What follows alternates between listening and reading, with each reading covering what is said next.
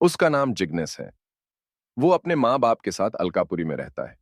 उसके पापा मिठाई की दुकान चलाते हैं और माता गृहिणी है। 5 साल पहले की ये घटना है, जिसकी वजह से वो आज भी डरा हुआ रहता है। ये पूरी घटना के बारे में वो बताता है।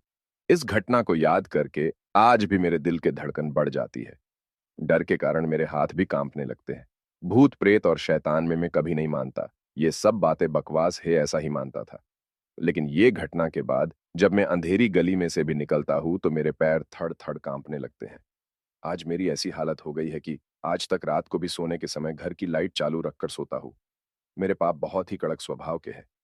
12वीं कक्षा की परीक्षा में खराब परिणाम आने के कारण मेरे पापा का गुस्सा 7वें आसमान पे पहुंच गया। उन्होंने मुझे मार पीट के घर से बाहर निकल दिया। मैं बरोड़ा से राजकोट भागकर चला आया। वहीं पे मुझे एक दोस्त ने रहने के लिए मदद की। लेकिन मुझे कौन काम देगा, क्योंकि मैं 12वीं कक्षा में नापास हुआ था। नौकरी नहीं मिली, फिर भी मैं हिम्मत नहीं हारा। मैं अपनी पिताजी का व्यवसाय मिठाई और नाश्ता बेचना शुरू कर दिया। राजकोट के गोंडल रोड पर फुटपाथ पे पूरी शाक बेचना शुरू कर दिया। मिठाई बनाना और सारे प्रकार के नाश्ते बनाने का काम मुझे मेरे पापा ने बचपन में ही सिखा दिया था। मुझे सब कुछ बनाना आता था, लेकिन पता नहीं कि मेरा धंधा ठीक से चलता नहीं था। पूरे दिन में मांड 2-3 ग्राहक आते थे। इसीलिए मैंने बनाए हुए सारे नाश्ते फेंक देना पड़ता था। गोंडल रोड पे मैंने जहां पे लारी खड़ी की थी, वो बहुत ही भीड़ भाड़ वाली जगह ही। मेरे सामने सारी लारी पे भीड़ लगी हुई रहती थी और मेरा ही काम बंद रहता था। मैंने आखिर में हार मान ली और सब कुछ बेचकर घर वापस जाकर पिताजी के पैर पकड़कर माफी मांग लूंगा। उस दिन दोपहर के 12 बजे मेरे डर की घटना शुरू हो गई। मैं अपनी लारी के पास खड़ा था। आस-पास में बहुत भीड़ भी नहीं थी। मैं पास में दीवार पे पेशाब करने के लिए गया और मुझे जोरदार झटका लगा। वहीं पे एक भयानक आवाज सुनाई दी और मेरे होश उड़ गए। मुझे ऐसा लगा कि कोई प्यासा पानी पी के संतोष हुआ, ऐसे खुश हुआ। थोड़ी देर में देखा कि मेरी लारी के आसपास भीड़ जमा होने लगी और मैं जमीन पे गिर गया। जब मैंने देखा कि मेरी लारी के पास एक ग्राहक खड़ा था, मैं खड़ा हो के उस ग्राहक ले साथ बात करने लगा। वो आदमी अजीबो-गरीब लगता था।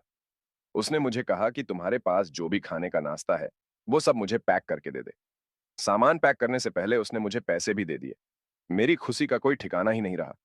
उस आदमी ने मेरी सारी मिठाई, नाश्ता सब कुछ खरीद लिया और मुझे ज़्यादा पैसा भी दिया।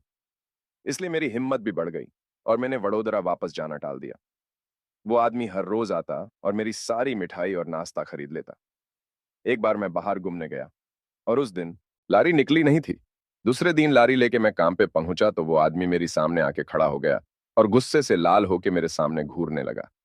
उसने मुझे सिर्फ उतना ही कहा कि मैंने तुम्हें तुम्हारी तकलीफ में मदद की और तूने मुझे कल भूखा रखकर इसका बदला लिया। अब मैं तुम्हें इसकी सजा दूंगा। बस इतना ही बोल के वो दीवार के पास पड़ा पत्थर तरफ गया जहां मैं पेशाब करने के लिए गया था। वहां जाके वो अचानक गायब हो गया। उसकी धमकी और उसका गायब हो जाना ये देखकर मेरे तो पसीने छूट गए।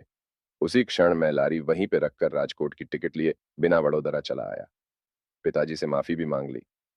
अब तो राजकोट शहर की बात तो दूर, उसका नक्शा भी देखना नहीं चाहता।